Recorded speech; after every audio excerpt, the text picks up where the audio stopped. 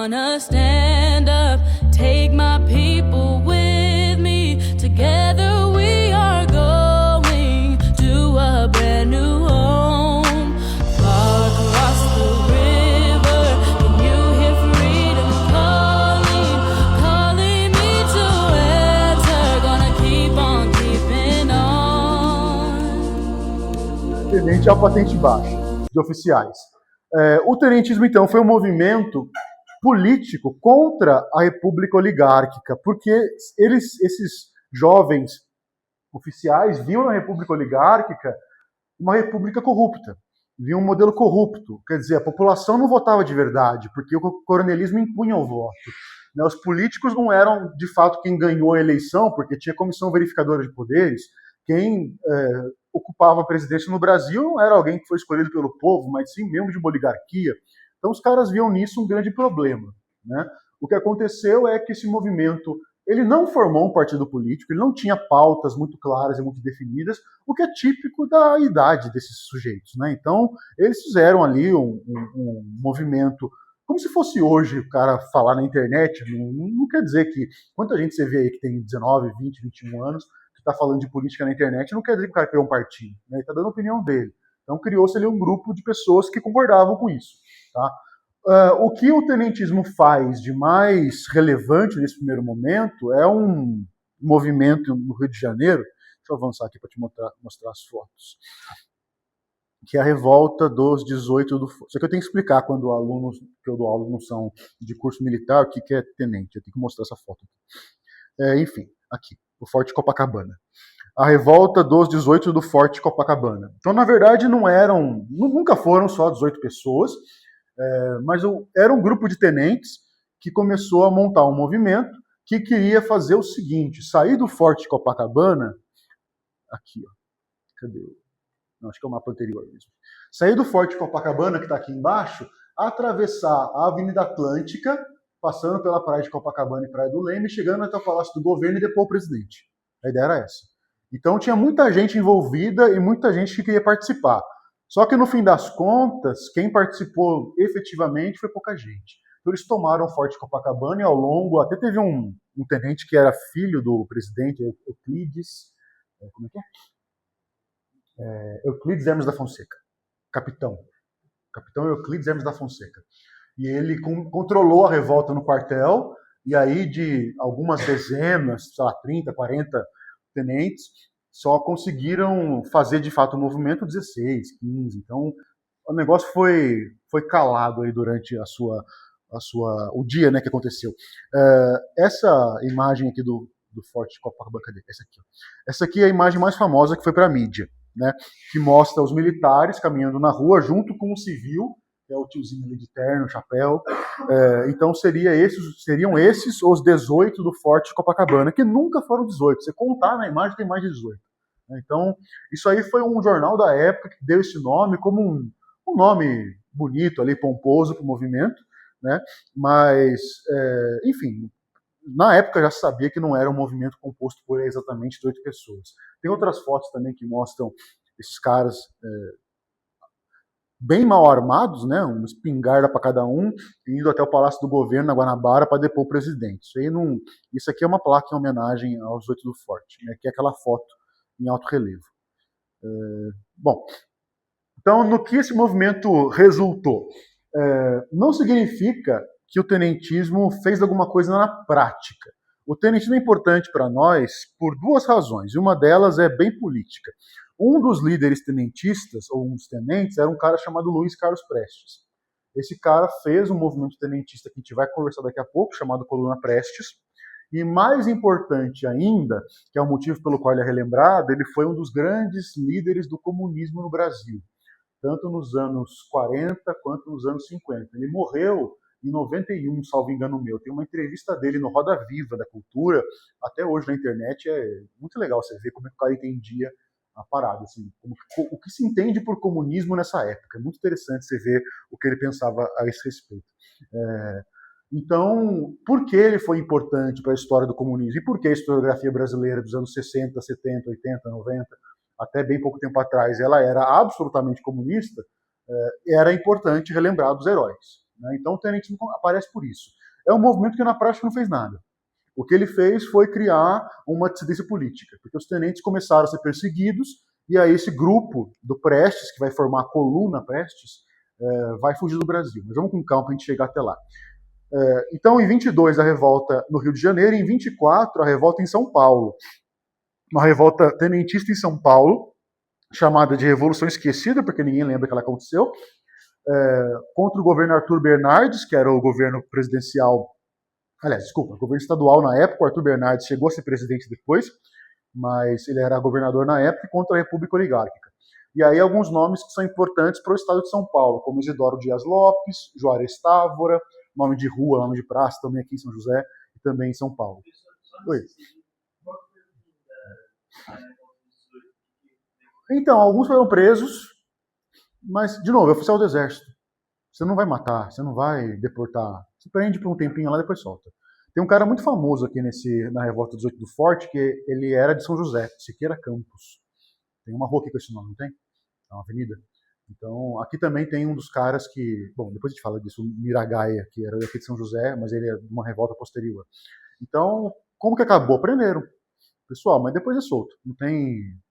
Se fosse civil, não. Aí tinha afogado no Rio Paraíba com a tartaruga em cima dele. Mas como é militar, prendeu, deu uns 2 tapas na cara e acabou. Certo? Bom, então... Essa revolução esquecida, essa revolta esquecida em São Paulo, ocupou a cidade por 23 dias. Depois, o governador usou tanques de guerra para lutar contra as forças da cidade, a Força Pública de São Paulo, que seria atualmente a PM, né, mas na época não tinha esse nome. Fez trincheiras na capital para poder lutar contra esses militares. E o governo bombardeou a cidade de São Paulo, o governo federal, né, bombardeou a cidade de São Paulo e destruiu vários bairros que eram operários e bairros populares que estavam a favor dessa revolta. Então, os revoltosos que estavam ali e não foram presos fugiram para o interior, formando a Coluna Paulista. E aí, Coluna é o nome que se dava então a um grupo desses militares tenentes que basicamente desertaram, né, saíram das forças militares e foram montar esses grupos de questionamento político, né? A mais famosa coluna é a coluna Prestes. Ultimamente, aí de uns 8 anos para cá, é muito comum chamar de coluna Prestes Miguel Costa, ou Miguel Costa Prestes, porque alguém descobriu aí que o Miguel Costa era um tenente importante, montou a coluna junto com o Prestes e passaram a colocar o nome dele nos créditos também. Mas o fato é, a coluna Prestes ela foi uma junção de várias colunas de tenentes pelo Brasil inteiro. O Brasil inteiro é exagero, né? O Sudeste, Sul-Sudeste. Então, a gente vai ter a coluna paulista, a coluna gaúcha, a coluna que vem do Rio de Janeiro, né?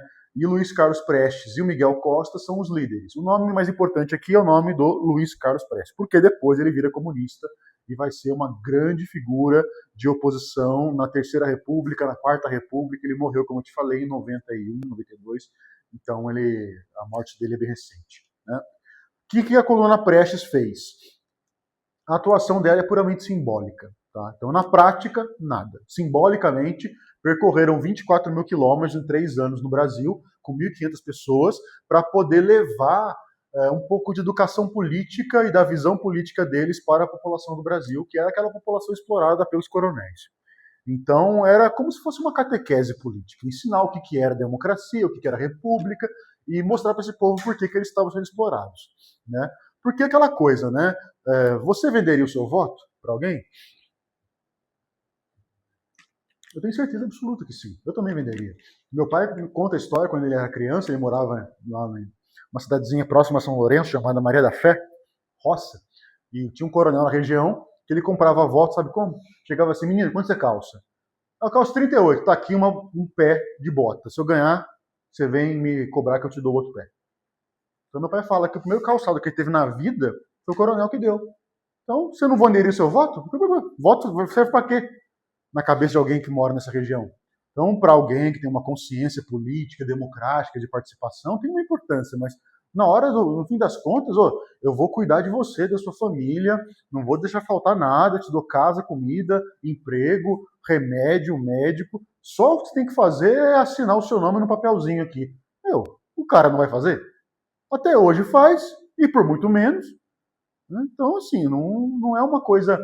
A pessoa não faz por mal, não é de maldade, não é, muitas vezes por ignorância. né, por uma ignorância ingênua de achar que é assim que funciona, achar que aquilo é bom. Então, esse é o simbolismo da Coluna Prestes, passar esse tempo todo perambulando pelo Brasil para levar esses ideais de república e democracia para a população, de maneira a eles compreenderem, de uma certa forma, que aquilo que eles estavam fazendo era errado, né, de vender o voto. Mas no fim do dia, o que vai colocar alimento na barriga e remédio na bunda da criança não é consciência política, é o remédio e é a comida. Isso se obtém através do apoio ao coronel, por isso que até hoje tem isso no Brasil, né? Então, importância simbólica.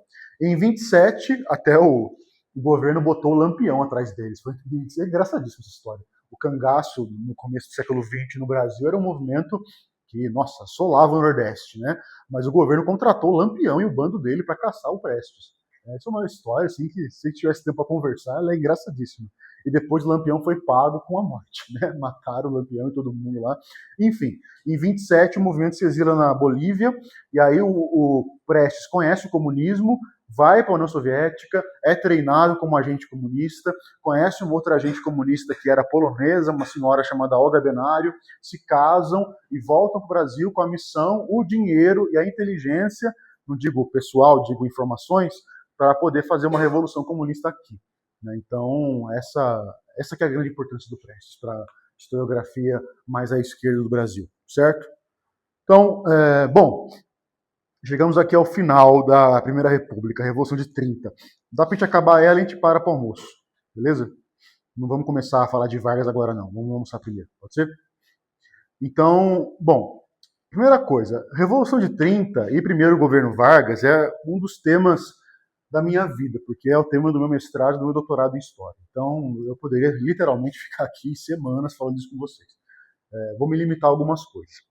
De forma tradicional, a historiografia considera o Vargas como um ditador apenas entre 37 e 45 até o Estado Novo. Então, de forma tradicional, se chama o governo dele de 30 a 34 de provisório, 34 a 37 de indireto, e o Estado Novo de ditadura. A minha historiografia não faz isso. Eu considero e comprovo documentalmente no meu doutorado isso, que é um ditador desde o dia 1. Então a Revolução de 30 é um golpe de Estado, né? E eu consigo comprovar documentalmente isso, inclusive por documentos onde o próprio Vargas fala que ele está criando uma ditadura. Ele próprio assume, né? Então se quiser ler meu doutorado, depois você lê. Enfim, e a Revolução de 30 é um golpe de Estado contra a estrutura da República Oligárquica. Contra quais estruturas? Bom, primeiro, uma estrutura que eles vão chamar de liberalismo exacerbado. O que seria isso? Muita democracia representativa. O poder está demais na mão do povo. Aí você pode pensar, que é o que eu pensava até eu começar a pesquisa, né? Porra, mas como é que está na mão do povo se o povo tem o voto de cabresto, tem que votar em quem o coronel manda? Não é no povo que está esse poder, está no coronel.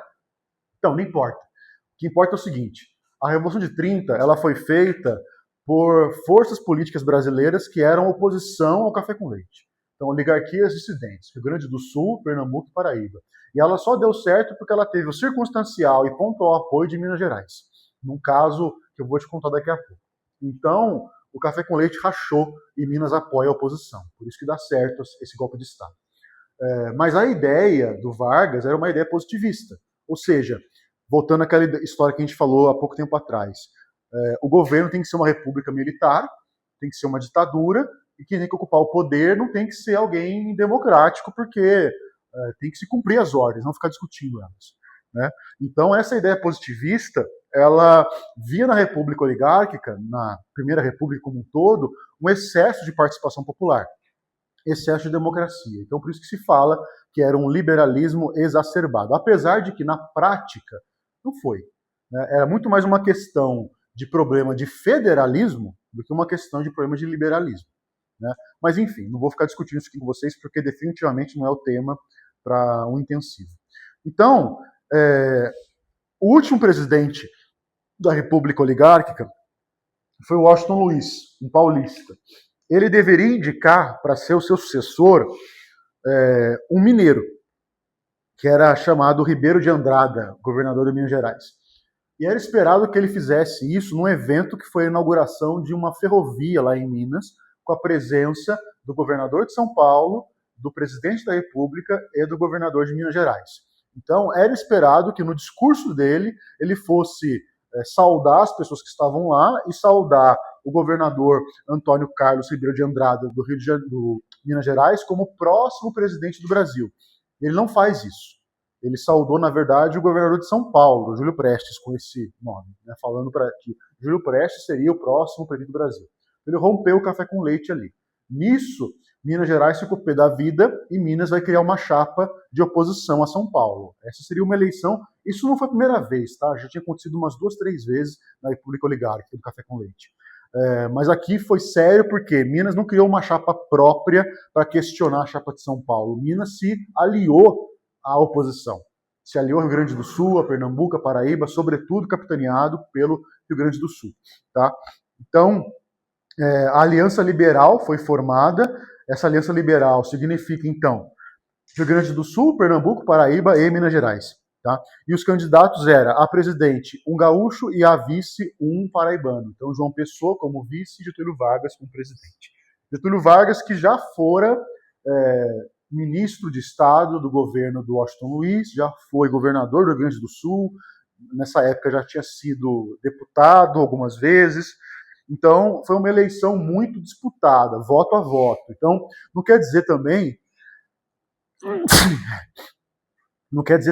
que foi uma eleição feita sem corrupção. Pelo contrário, todo mundo estava corrompendo o que podia, né? Curral eleitoral para tudo que é lado. Mas o resultado foi a vitória do Júlio Prestes. E essa vitória é questionada. Então, a Aliança Liberal não aceita o resultado da eleição, porque vão dizer que ela foi fraudada, e começa um movimento contra as eleições e contra a própria República Oligárquica em si. Quem vai apoiar muito esse movimento são os tenentes, que vão voltar do exílio. Tá? Então, os tenentes vão ser uma força militar, política, bem importante, não só para a Revolução, mas para o governo que o Vargas vai criar. Tá? Bom, então, a Aliança Liberal não aceitou o resultado das eleições e partiu para uma conspiração armada. 26 de julho, João Pessoa é assassinado na Paraíba. Por que mataram ele? Não tem nada a ver com a política brasileira, mas sim com a política interna do estado da Paraíba. Mataram ele por causa de uma revolta chamada Sedição de Princesa. Essa revolta aconteceu numa cidade chamada Princesa Isabel, na Paraíba, e por conta da forma como o governo lidou, acabaram se vingando de João Pessoa, matando ele. A questão é, o velório e o sepultamento dele aconteceu no Rio de Janeiro. Então isso foi simbólico também. Trouxeram o cara para o Rio de Janeiro para dar a entender que ele foi morto por causa de política nacional. E no próprio discurso de sepultamento dele, os militares presentes falaram: Getúlio Vargas, por favor, venha e salve o Brasil dessa situação que está da República Oligárquica. Então isso vai ser o estopim ali para se organizar uma conspiração militar que vai estourar em outubro daquele ano. Então, estoura simultaneamente em Minas, Rio Grande do Sul, e depois na Paraíba. Em 3 semanas, esse grupo revoltoso controlava basicamente todo o Nordeste e o Sul do Brasil, e Getúlio Vargas vai assumir o comando civil da rebelião. O presidente Washington Luiz, ele não queria renunciar, ele falou que ele só sairia do Palácio da Guanabara preso e amarrado, né? Então, bom, a vontade dele foi feita, arrancaram o cara fora de lá. Militares tomaram o poder, na verdade, montaram uma junta provisória, chefe da Marinha, chefe do Exército, e aí entregaram o poder para Getúlio Vargas, que chegou no Rio de Janeiro de trem com uma farda ridícula, que ninguém sabe do que é, porque ele nunca foi militar, e assumiu o poder, pegou de bandeja, né? Então, esse momento aí, 3 de novembro, vai ser o dia em que o Washington Luiz foi oficialmente deposto, já estava preso, mas foi oficialmente deposto, e Vargas oficialmente empossado como chefe do governo provisório. Tá? Então começa a Segunda República, era Vargas. A gente trabalha com mais calma de tarde, beleza? Então é isso, gente. Obrigado. Bom, então, Segunda República. Primeira República, falamos que vai se localizar entre a proclamação da República em 1889 até o golpe do Vargas em 1930. Né? Revolução de 30 é o nome histórico dado ao golpe do Vargas, e ele vai começar o seu governo em 30 e vai ficar até 45. Então, qual que é a divisão clássica da história da Segunda República? De 30 a 34, chamar de governo provisório. De 30, provisório por quê? Porque não tinha uma Constituição ainda, né? Então ele vai mudar radicalmente. Eu falei para vocês isso também no começo da última aula. que a Constituição ela é alterada, faz-se uma nova quando se altera radicalmente a forma como o Estado se organiza. Então, o que mudou da forma como o Estado se organizava pelo texto de 1891 para os próximos? A questão do centralismo. Então, como Vargas ele tinha essa vertente positivista, que era crítica à ideia de república liberal, a grande questão que ele tinha em discussão era reduzir o liberalismo e aumentar o centralismo. Então, o governo dele vai ser autoritário, ditatorial nesse sentido desde o começo, né? Então, muito embora grande parte da historiografia recuse ao Vargas o título de ditador no governo provisório, ele era. E não era só porque eu acho que ele era, não. Ele era porque ele falava que ele era porque os apoiadores dele falavam que ele era. E todo mundo que apoiou ele tinha essa ideia, sobretudo um dos partidos que apoiou ele, o Partido Democrático de São Paulo, que era formado por intelectuais da Faculdade de Direito da USP. Esses caras apoiaram o Vargas literalmente porque eles escreveram isso, né? Estou falando literalmente porque escreveram isso em artigos dizendo que a ditadura seria necessária para resolver os problemas da República, que é a concepção romana, né? Então, acreditaram nisso, né? Foi um momento onde, para encerrar o ciclo da República Oligárquica, que não estava bom para essas pessoas, apoiou-se o primeiro projeto viável que apareceu. Só que esse primeiro projeto ele não era um projeto liberal nem democrático, mas sim era um projeto positivista, como já falamos bastante. Então, o governo provisório ele foi organizado por um decreto, que é o decreto 19378, de 11 de novembro de 1930. Esse decreto instituiu o governo provisório e deu outras providências. Então, o primeiro decreto seria a certidão de nascimento do governo provisório, e eu vou analisar um pouquinho dele com vocês, para vocês entenderem o que esse período foi desde o começo. Então, primeira coisa, o poder executivo ele vai ser assumido pelo chefe do governo provisório, Vargas, que também vai assumir o poder legislativo. Então se desorganiza o legislativo em todas as esferas. Não vai ter mais poder legislativo nem na esfera federal, nem na municipal, nem na estadual. Então ele acumulou dois poderes. Só por aí a gente pode pensar que não é uma república democrática, é uma ditadura, porque a divisão de três poderes foi para o saco, né? Fechamento do Congresso Nacional, portanto, e assembleias legislativas, estaduais e municipais também são fechadas. Garantias constitucionais, o que é isso? Os direitos que você, como cidadão e como ser humano, tem dentro de uma Constituição garantivista, que é o tipo que a gente tem no Brasil desde o começo da República. Hoje, está no artigo 5º da nossa Constituição, tá? Então, isso aí até vale a dica para vocês. Dá uma lida depois. O artigo 5º ele é grande, o enunciado dele, o caput dele é pequeno, mas ele tem 79 incisos e 4 parágrafos. Você vai levar uma meia hora, 40 minutos para você ler de verdade, né? É um texto de lei, então é um texto bem seco, mas é o que a gente chamaria de direitos humanos dentro do Brasil. Que direitos humanos é uma expressão usada para o direito internacional. Então, dentro do direito nacional, não se usa a expressão direitos humanos, mas sim direitos individuais, direitos fundamentais, né? Então, o artigo 5º da atual Constituição ele falaria justamente isso, né? Todos são iguais perante a lei, sem distinção de qualquer natureza, garantindo-se a brasileiros, estrangeiros residentes no país, a inviolabilidade do direito à vida, à liberdade, à segurança, nos termos seguintes. Aí vai dar 79 incisos e 4 parágrafos para falar quais são os termos que vão garantir essa inviolabilidade do direito à vida, à segurança e à liberdade. Então, quando eu falo que suspendeu-se as garantias constitucionais pelo decreto, quer dizer que os direitos individuais e coletivos, os direitos das pessoas enquanto cidadãos, foram relativizados por esse decreto, certo?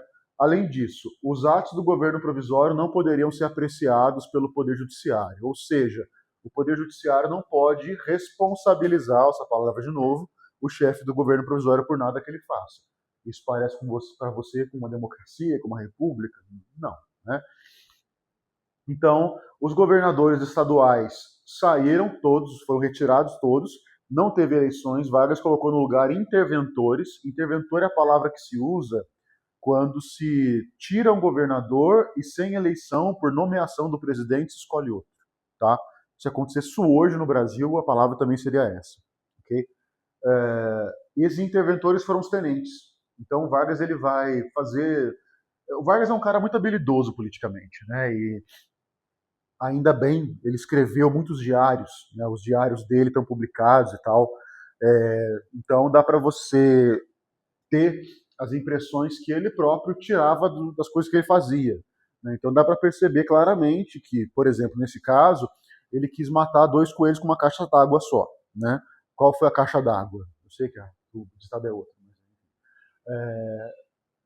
Ao mesmo tempo que ele tinha que pagar os tenentes pelo favor que fizeram de ajudar na Revolução de 30, ele também não queria o tenentismo organizado e de uma forma tão coesa na capital como ele estava, porque podia ser uma força que ia se voltar contra ele, né? No momento que os tenentes percebessem, por exemplo, que o Brasil não era mais uma democracia liberal, ou nem uma democracia, ou nem um pouco liberal, eles poderiam facilmente virar oposição com Vargas. Então, o que ele faz? Ele vai pagar os tenentes, nomeando eles governadores. Mas, ao mesmo tempo, ele vai espalhar os caras pelo Brasil. Um vai governar cada estado. Então, ele conseguiu dissolver o movimento, né? Ele dissolve por... como é que chama quando você coloca muita água no negócio? Diluição, isso. Então, ele dilui o movimento, né? Ele distribui os caras pelo Brasil e dilui o movimento, né? Então, o tenentismo acaba dessa maneira, né? Muitos ex-tenentes vão ficar no governo Vargas por muito tempo, até a morte do Vargas. Tá? Alguns deles vão ser varguistas de carteirinha. A gente fala disso depois. Então, pela questão política, o poder deixou de ser federal, ou seja, centrífugo, para voltar a ser centrípeto, para voltar a depender de uma autoridade central. E isso, na visão do Vargas e de quem apoiou ele, era uma coisa positiva, porque o liberalismo democrático não tinha causado nenhuma boa impressão, nenhuma boa ação no Brasil durante a Primeira República, certo?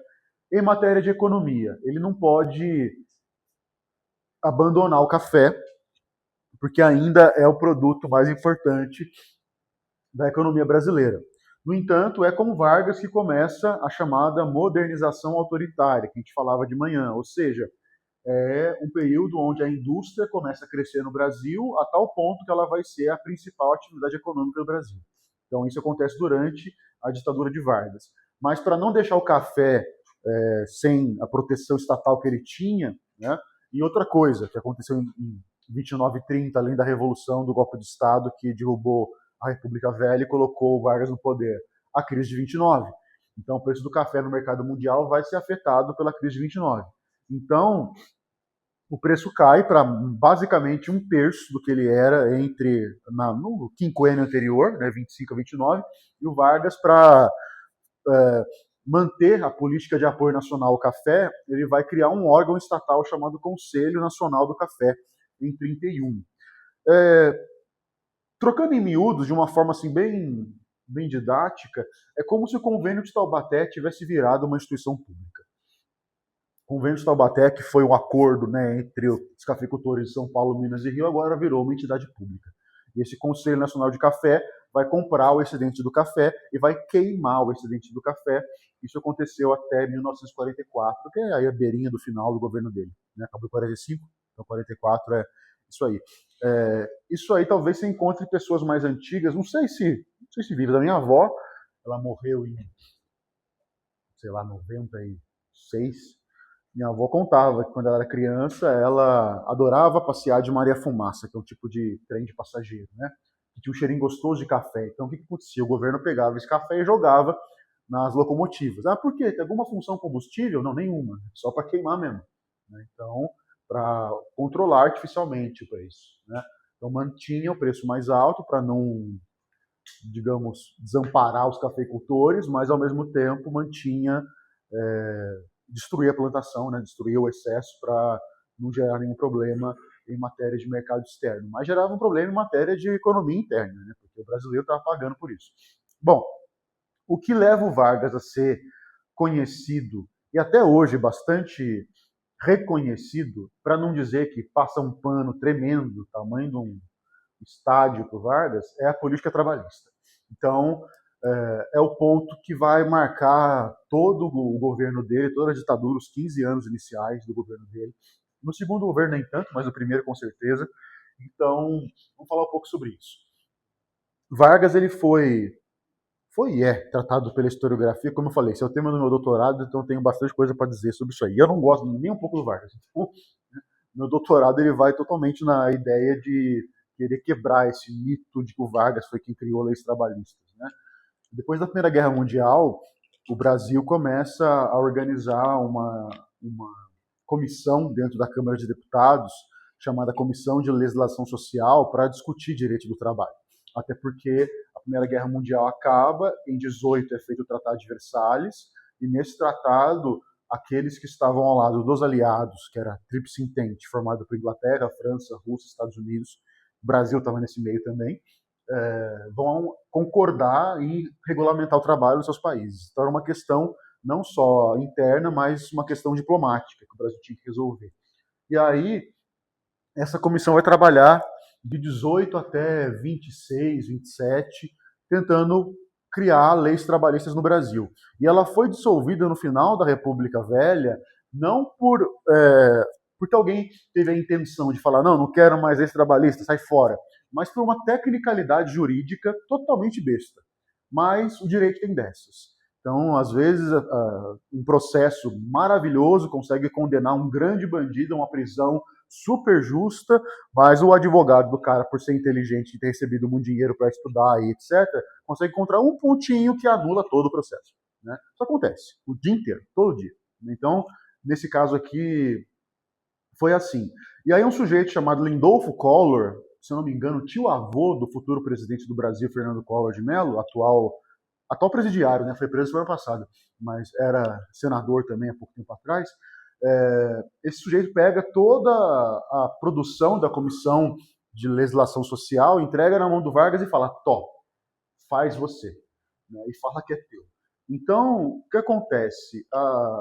As leis trabalhistas que foram feitas pelo Vargas, muito embora sejam, vamos colocar em termos bem infantis, a coisa certa, foram feitas da forma errada, pela pessoa errada, numa circunstância errada. Sabe? Então, não é aquela coisa, né, de que...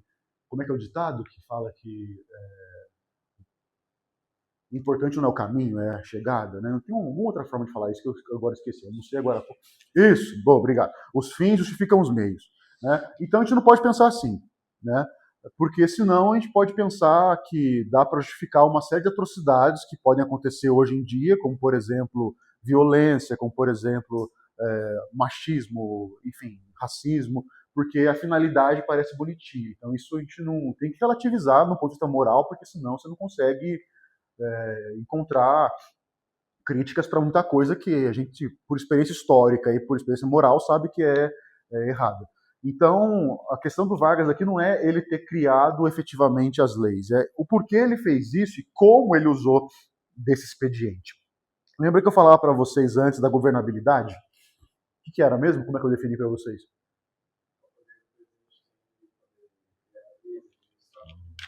Quase.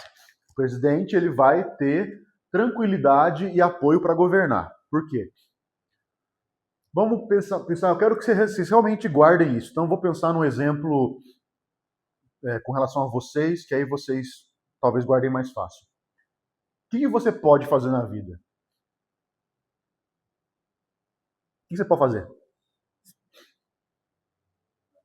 Hã? A lei fala, você tem que acordar às 7 horas da manhã, arrumar sua cama? Não, quem que fala isso? Sua mãe, o Matrix, sei lá, o quartel, né? Eu aprendi a arrumar cama no exército. Fazia isso aí, eu faço até hoje também. Mas enfim, eu fazia lá que era beleza. Não... Então, quer dizer, a lei ela não vai estabelecer pro cidadão o que ele deve fazer. Ela vai estabelecer o que ele não pode fazer. São os crimes, certo? Então você pode fazer tudo aquilo que não é crime. Se for crime, você não pode fazer, certo? Agora, com o governo não é assim. Para o governo poder fazer alguma coisa, essa alguma coisa tem que estar prevista em lei. Então o governo não pode sair por aí fazendo. Ele tem que prever aquilo em lei primeiro, aprovar aquilo primeiro para discutir uma série de coisas, talvez a mais importante seja de onde vai vir o dinheiro para sustentar aquele negócio, e aí sim ele faz. Então o presidente da República não consegue governar se não tiver uma lei que sustente aquilo que ele quer fazer. Essa lei quem faz é o legislativo. Então tem que ter uma relação de proximidade, de aliança favorável entre o presidente e o legislativo. Essa aliança é governabilidade, né? Então, agora não tem mais legislativo.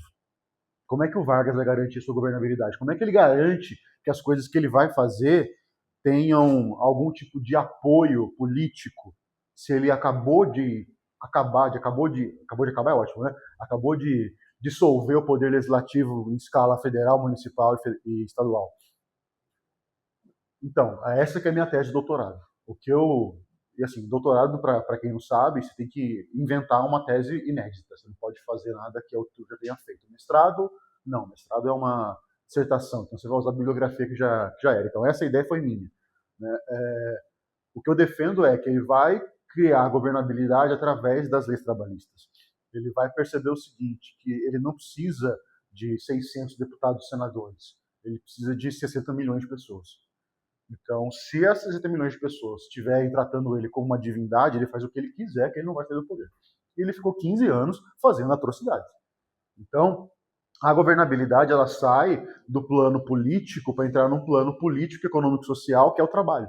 O trabalho vai ser um elemento político, econômico e social que ele vai explorar para desenvolver a governabilidade do seu governo. Por isso que as leis trabalhistas são importantes para o governo dele, por isso que ele até hoje lustrado com o pano que o povo passa nele como sendo um grande estadista brasileiro. Então, qual que é o objetivo dessas leis? Organizar os trabalhadores sob o controle do Estado. Então, quem vai fornecer a lei ela não vai ser uma conquista dos trabalhadores. A lei não vai ser uma conquista política da população, porque elegeu deputados que conversaram, discutiram na Assembleia, na comissão e criaram legislação. Ele apresenta as leis como dádiva.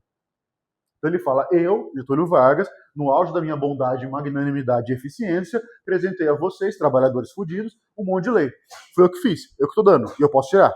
Então ele apresenta o direito como dádiva. E isso torna a figura dele intrinsecamente ligada à figura da população para o bem e para o mal. Para o bem no sentido de que o pessoal vê ele, nossa, ele que criou, ele que fez, ele é o pai dos pobres, cuida da gente. E para o mal também no sentido de que se alguém criticar ele, falar que quer tirar ele, pô, peraí, aí será que alguém que entrar no lugar vai manter as leis que ele criou? Será que alguém que vai manter a continuidade do programa que ele fez? Né? Então essa relação ela é a grande origem de um termo que a gente vai discutir daqui a pouquinho chamado populismo. Né? Então, 1930 ele criou o Ministério do Trabalho, Indústria e Comércio. Ministério, eu falei para vocês, órgão de poder executivo. Então ele vai, através de decretos, emitir a legislação trabalhista nesse começo. Decretos porque entre 30 e 34 não tem poder legislativo. Né? Entre 34 e 37 também não tem. Então nós estamos numa época de ditadura, certo? Então ele regulamenta o trabalho infantil e feminino noturno, direito de férias remuneradas, jornada de trabalho de 8 horas diárias. São pautas já bastante antigas no que diz respeito à Europa, Estados Unidos, e que vão chegar no Brasil em virtude da assinatura do Tratado de Versalhes. Tá? E aí, em 32, temos a criação da CTPS. Para quem não sabe, Carteira de Trabalho e Previdência Social. Enfim, carteira de trabalho. Né? Então, pessoas aí mais antigas, você deve ter na família algum tio, uma tia, algum avô que fala assim, não, você tem que arrumar um trabalho de carteira assinada. Né? Então, essa carteira assinada é uma expressão, uma metonímia, que significa o fato de alguém assinar a carteira quer dizer que está fazendo um contrato de trabalho com você de acordo com as leis que são as leis que organizam a relação de emprego. Né? Outra coisa importante, trabalho é uma coisa, emprego é outra. Tá? Você pode ter um monte de trabalho, emprego quer dizer outra coisa. Então, a gente vai falar disso depois. Então, Vargas ele vai usar dessas questões como plataforma política para controlar. Não só de uma maneira, controlar, assim, dizendo de uma maneira poética, mas literalmente, por exemplo. Só podia ter sindicato no Brasil se os sindicatos obedecessem à pauta do governo, porque quem financiava os sindicatos era o governo. Então, se o sindicato estiver falando alguma coisa que incomode o governo, para de financiar, a torneira fecha, acabou o sindicato. Né? Então, era uma intervenção direta, certo? O modelo político que a gente pode aplicar a ele é o populismo. Esse modelo foi comum em toda a América Latina nessa época, e ele tem representantes no México, tem representantes na Argentina e no Brasil. Não vi isso em nenhum edital das provas de vocês, que eu li, tanto ESA quanto SPSEX, quanto EPICAR, não vi nenhuma menção a isso, mas se por acaso aparecer, por acidente, alguma prova, Nunca vi nenhuma questão de nenhum vestibular ou concurso cobrar populismo na América Latina de uma forma que, se você lembrar do Vargas e chutar igual o Brasil, não funciona. Então, na dúvida, lembra do Vargas, chuta igual o Brasil que está certo. Eu não vou nem, não é a nossa matéria, mas não é a matéria de agora, mas não vou nem ficar fazendo grandes pontes com Lázaro Cárdenas, com Juan Domingo Perón, porque não precisa. Pensa no Vargas, lembra do Brasil e pensa que é igual. Tá? Então, quais são as características do populismo? A palavra populismo vem de popular, né? Então, a figura de liderança política, ela é tão carismática que ela vai adquirir um apoio popular. Então, a gente tem que pensar nisso com algum cuidado. Até então, e o Vargas iniciou esse negócio no Brasil, que até hoje não acabou.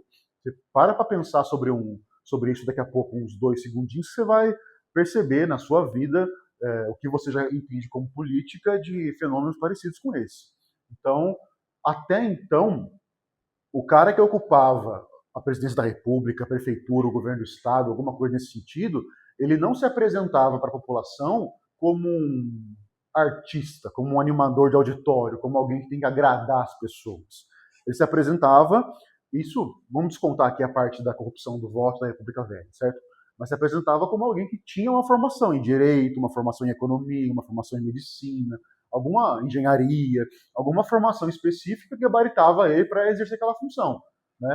Se entrar na faculdade de Direito da USP hoje, no hall de entrada tem um quadro de cada um dos presidentes da República que foi estudante da faculdade de Direito.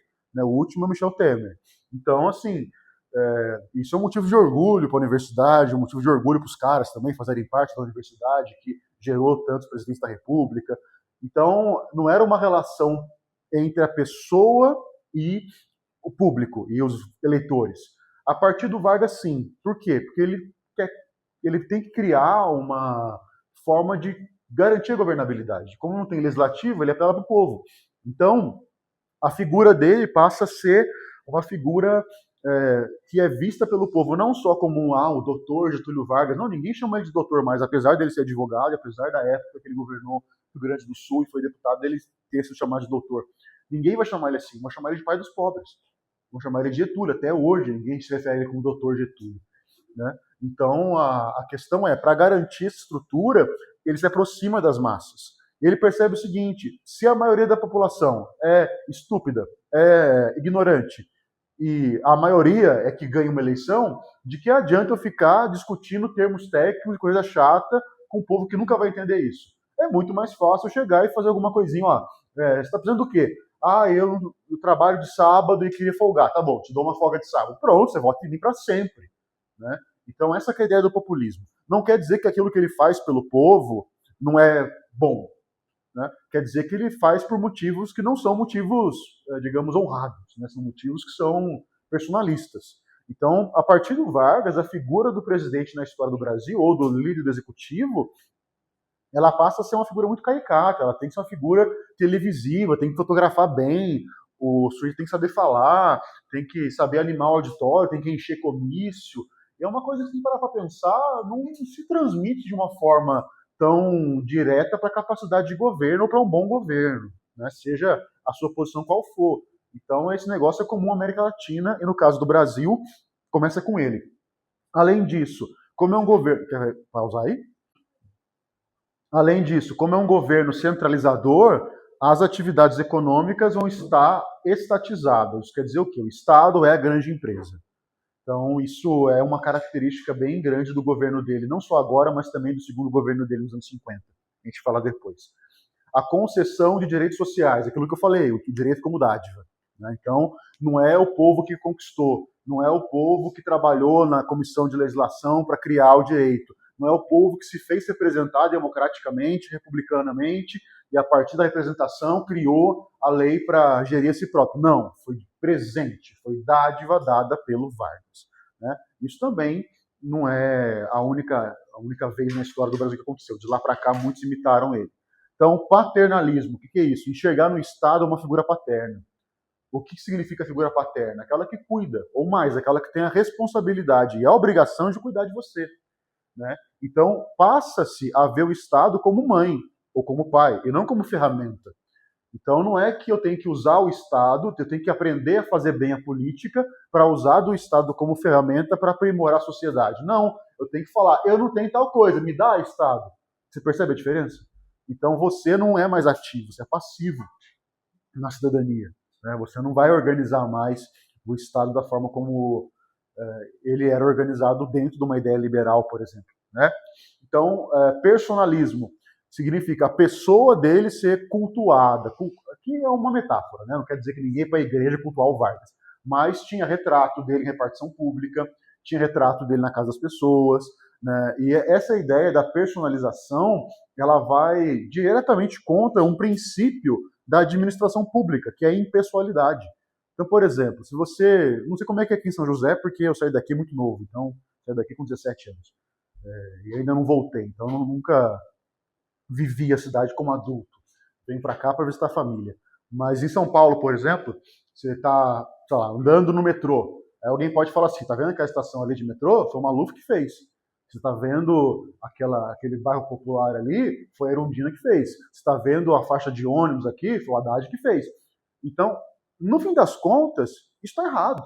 Não foi o Maluf, não foi o Haddad, não foi a Erundina, não foi ninguém que fez. Quem fez foi o governo do Estado, o governo da prefeitura, o governo da cidade, que na verdade foi escolhido por nós, cidadãos. Então quem fez foi a gente. Né? As coisas que a administração pública faz são impessoais. Não é que o presidente da República pegou uma enxada e foi lá fazer um viaduto, sei lá, não foi. Então, durante a gestão dele aquilo foi feito. Você não pode personalizar. Isso é até um crime contra a administração pública. No caso do Vargas é o extremo oposto. Fui eu que fiz, fui eu que dei. Daí começou essa moda, né? Que no Brasil tem até hoje. Ah, mas o que você fez no seu governo? Ah, porque durante o seu governo tal coisa aconteceu. Como se fosse responsabilidade, obrigação e culpa do sujeito que ocupa o executivo ter feito ou deixar de fazer ou prevenido e remediado tudo que aconteceu no país e no mundo. Né? Então, peraí. Ah, porque o Brasil não tem um projeto de país. Na real tem, só que ele está feito de uma forma não costurada, porque cada um que chega quer trazer para si a sua personalidade, né, a sua própria visão da coisa, então fica meio solto. Mas se parar para pensar, quem faz, por exemplo, você pegar qualquer grande obra, pega a prefeitura aqui de São José, o anel viário, quando eu era criança não existia, demorou, sei lá, uns 10 anos para ser feito. 10 anos dá 3 prefeitos, cara. Então, o primeiro que começou não foi o último que acabou. Não dá para o cara falar, fui eu que fiz. Né? Foi uma gestão começou, depois continuou, depois encerrou. Né? Então, qualquer obra assim em matéria de país, qualquer projeto em matéria de país também não foi feito pessoalmente por alguém, mas sob a gestão de alguém. Agora, quem fez foi o Estado. E quem é o Estado? A gente.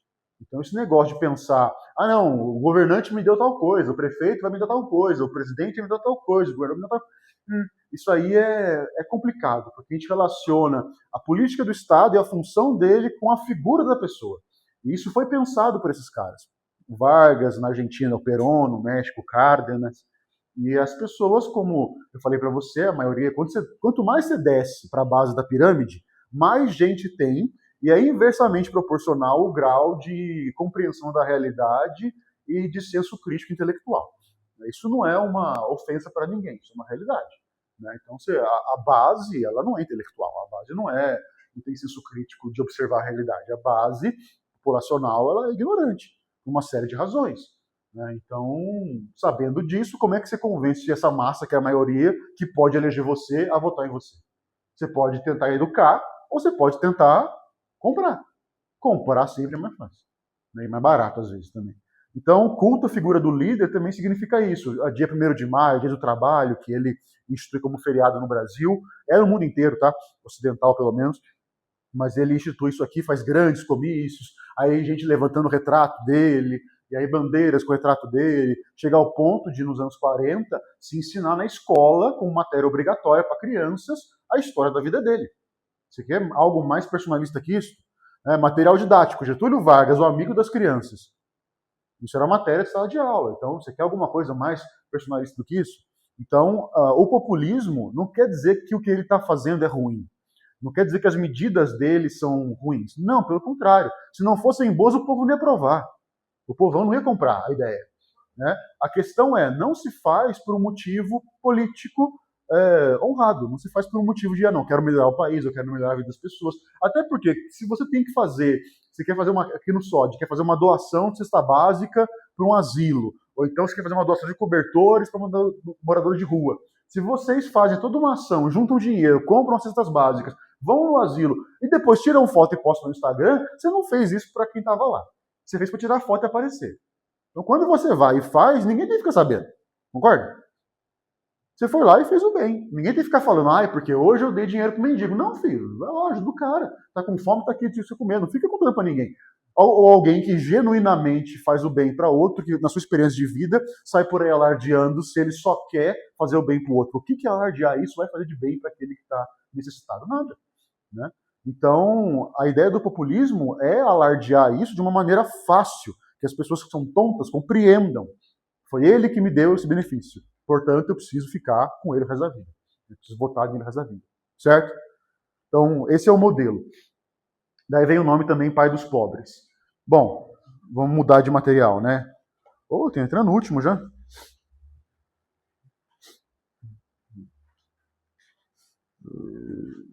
Só abrir ele aqui. Xerife, aqui na sala tem quantas pessoas? Se eu soubesse que tinha que contar, eu contava, pô. 13, tá. Porque a gente acabando o material 2 hoje, eu vou imprimir lá em casa o material 3 e trago para vocês amanhã. Pra não ter que fazer o Matrix correr com isso. Peraí, deixa eu só ver se tá... Tá, beleza. Então, vamos lá. Continuando o governo provisório. Segundo ponto importante para a gente colocar. Revolução Constitucionalista de 1932.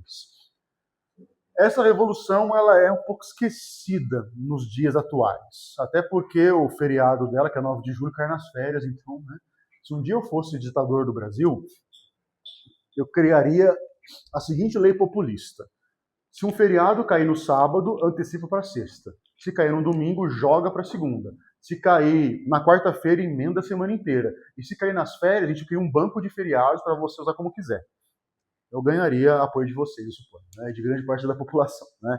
Então, no Brasil colônia, havia 98 feriados por ano, onde nem os escravos trabalhavam. Eram feriados religiosos. 98, dá mais 3 meses. Então, quer dizer, eu tenho menos férias por ano que o escravo do Brasil colônia. Olha só. Né? Enfim, de qualquer sorte, fica aí, chupa essa manga agora para vocês. Enfim, essa revolução constitucionalista, ela é muito importante para a história de São Paulo, só que ela é um pouco mal vista pela historiografia. Né? Vamos discutir o que ela foi. Foi uma contestação ao governo provisório do Vargas. Feita por quem? Pelo Partido Democrático de São Paulo e, em menor parte, pelo Partido Republicano Paulista. Por que isso aconteceu?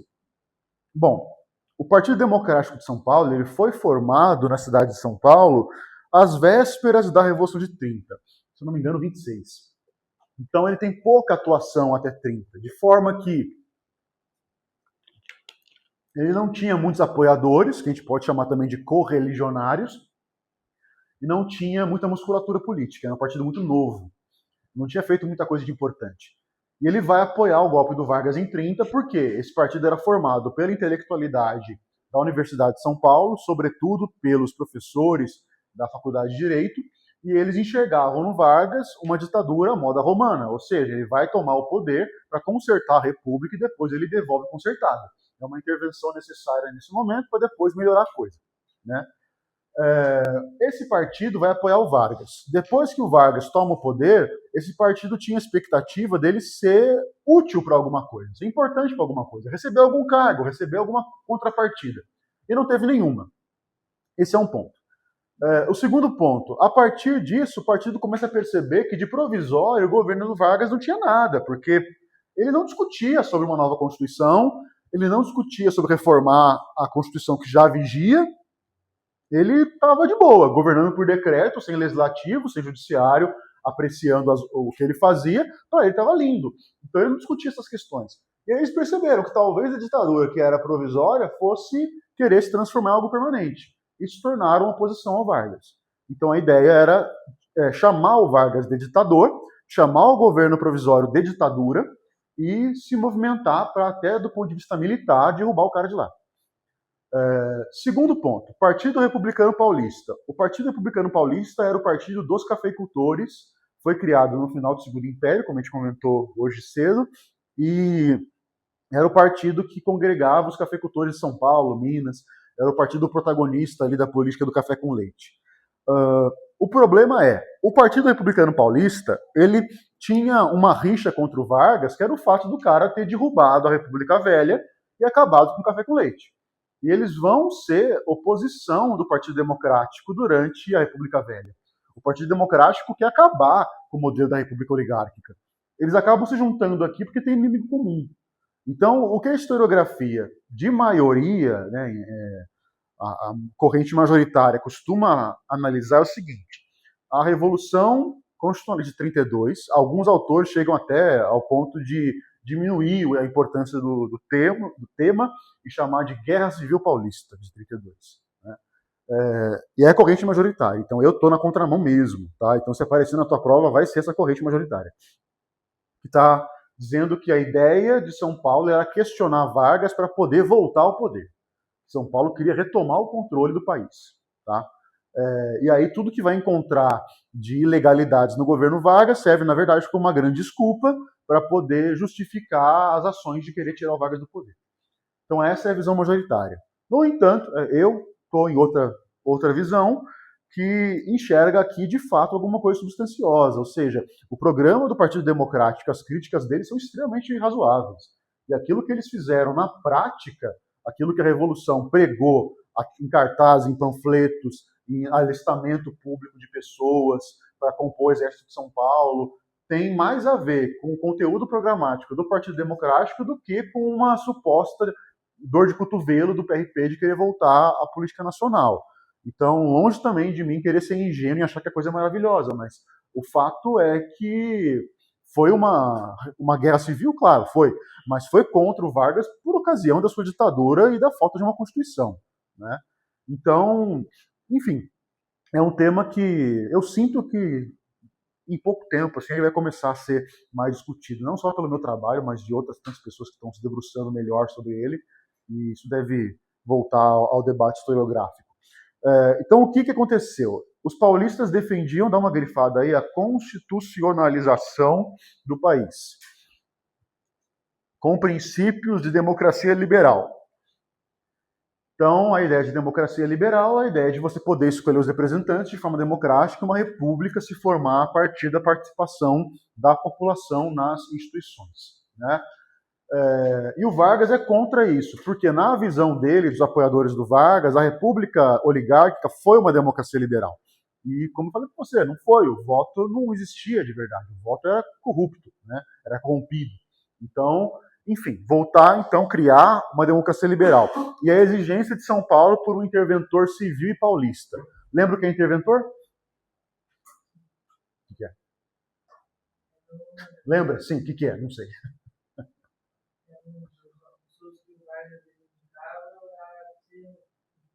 Isso, governador do estado. Né? Então, o Vargas tinha indicado um nordestino para governar, um tenente nordestino para governar São Paulo. Alguns autores falam que vem daí a ideia de preconceito do paulistano com nordestinos. Eu, pessoalmente, sou um pouco cético com essa ideia, mas fica aí a informação para vocês. Eles queriam um interventor que não fosse tenente, portanto um civil, e queriam um paulista para governar São Paulo. Tá? E aí o PRP, com o Partido Democrático, formam uma coalizão chamada Frente Única Paulista, que vai começar a fazer uma série de manifestações públicas e políticas contra o Vargas e o governo dele, que era, por eles, caracterizado como uma ditadura. E aí, numa dessas manifestações, acontecida em 23 de maio, em nome de uma grande avenida de São Paulo, né, que nunca está andando muito rápido, porque sempre tem trânsito nela, e a 23 de maio foi o dia de uma dessas manifestações, onde 4 estudantes, no embate com a força pública, né, antepassados da PM, morreram. Os sobrenomes deles viraram uma sigla que passou a ser o nome do Movimento Paulista contra Vargas, MMDC. Martins, Miragaia, Drauzio e Camargo. O Miragaia era daqui de São José. Sabe aqui quando você sai tá no centro, que é Rodoviária Velha, sabe? Na frente da Rodoviária Velha tem tipo um mirante que dá para o banhado, não é? Ali tem um obelisco do MMDC. Se eu não me engano, lá está a ossada do Miragaia. Não sei se ainda está até hoje. Quando eu morava aqui, estava. E não tinha aquela parte de mirante perto da rodoviária. Mas, enfim, aqui em São José tem um monte de rua com esse nome, Miragaia. É um nome famoso, tem a família Miragaia aqui até hoje. Então, Martins, Miragaia, Drauzio Camargo. Eram 4 moleques, tá? 16, 17 anos, morreram ali e vão se transformar num símbolo do movimento. E o movimento, que era a Frente Única Paulista, passa a se chamar MMBC, tá? 9 de julho começa a Guerra Civil.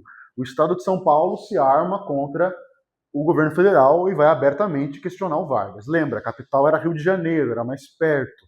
Se fosse hoje, por exemplo, só São Paulo se rebelar não quer dizer muita coisa. Mas na época, pô, de São Paulo para o Rio de Janeiro dá umas 3 horas, 4 horas de estrada, você chega lá, né? Então, primeira coisa, o Estado de São Paulo tem exército? Não. Como tem? Você tá louco? O Exército Federal, pô, tem um comando em São Paulo, né? Qual que é o nome? O terceiro exército é Rio Grande do Sul, né? Qual que é o nome do de São Paulo? Vocês têm que aprender muita coisa antes de vocês serem oficiais ainda, hein, ô cambada? Mas, enfim, não tem o exército do estado de São Paulo. Tem a PM, mas não é exército. Né? E na época não era PM, era Força Pública. Então, São Paulo, como se colocou contra o governo federal, vai ter que recrutar pessoas para serem militares do seu exército. Então vai ter um recrutamento obrigatório. Assim, se chama tropa de voluntários, mas sei lá, né? Meu avô nessa época era criança e ele conta a história de que a minha bisavó travestiu ele de mulher durante toda essa época. João virou Joana por alguns meses para não pegar ele para servir a guerra. Ele era molequinho, já tem uns 12, 13 anos. Então, as tropas tiveram aí um contingente de mais de 60 mil voluntários. Todos eles receberam uma carteirinha. Até hoje é muito comum você encontrar aqui em São José, tem um monte. Aqui tem clube de veteranos da Revolução de 32. Aqui tem, em Caçapava tem. Então, o pessoal já está morto, né? Mas netos, filhos ainda guardam a carteirinha. É o diploma do correligionário, a carteirinha do correligionário. É a pergunta que eu te faço. E em relação a armamento, munição e equipamento bélico, São Paulo tinha à disposição para usar contra o Estado? Não. Como é que se sugere que São Paulo consiga?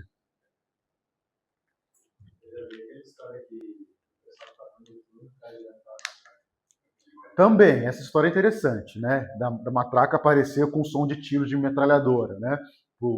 A Força Federal achar que tinha muito mais munição e armamento do que tinha. Mas vamos ser mais... não perguntei... bom, a pergunta que eu fiz foi sobre da onde São Paulo ia arrumar armas. Então, em matéria de arma, tipo fuzil, munição, comprar de estrangeiros. Comprar da Argentina, comprar do Uruguai, alguma coisa assim.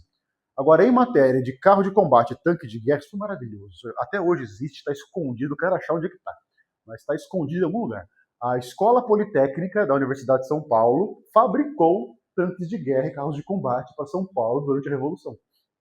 E esses equipamentos existem até hoje guardados em algum lugar. Eu quero descobrir onde está, eu quero ver isso. Então, tem fotos, cara. São uns negócios bizarros, assim, uns tanques de guerra bizarros. A gente podia até viajar se tivesse tempo aqui. Eu te mostrava umas fotos e falava de fórmula física, de blindagem equivalente. Enfim, não temos esse tempo, né? Mas a USP fez, né? A engenharia da USP fez esse material. São Paulo criou uma moeda própria durante a Revolução. Uma moeda que só valia em São Paulo. Para Vargas não ter influência nessa moeda.